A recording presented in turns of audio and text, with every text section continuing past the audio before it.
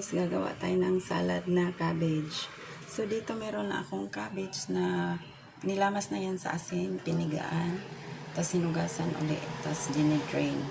Tapos meron akong shredded na carrots. Lagay na natin dyan.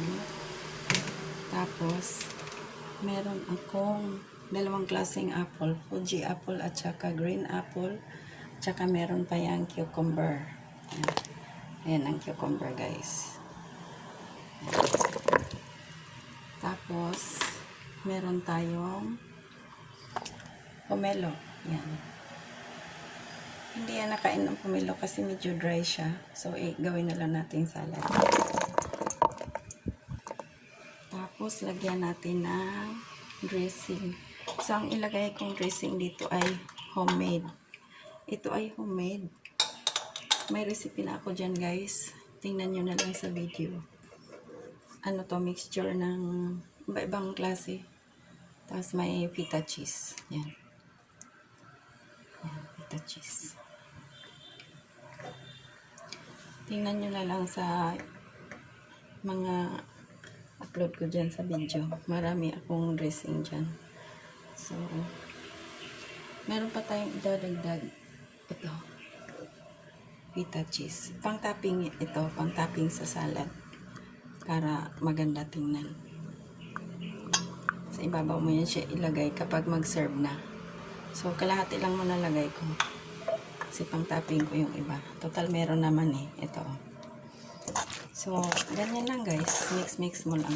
Yung dressing kompleto ng Ricardo na yun na may salt, pepper, may mayonnaise, may sandwich bread, may kipi, may olive oil, may garlic paste, sugar, tas honey.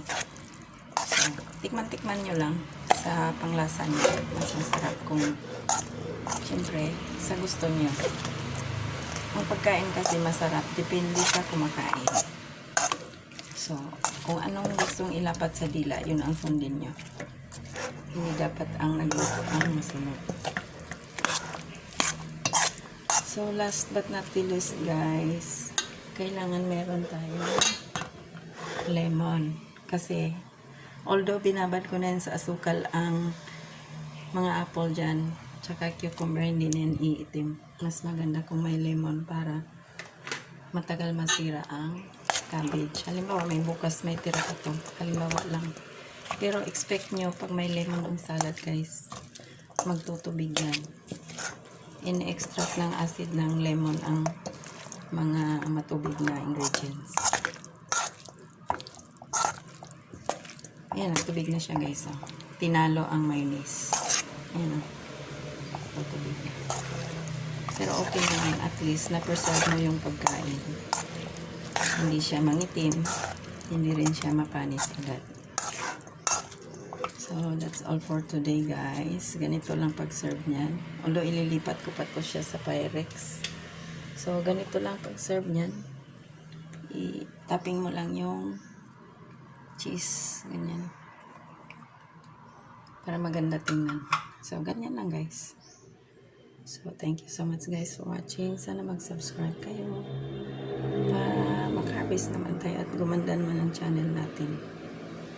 Thank you so much, guys, for watching.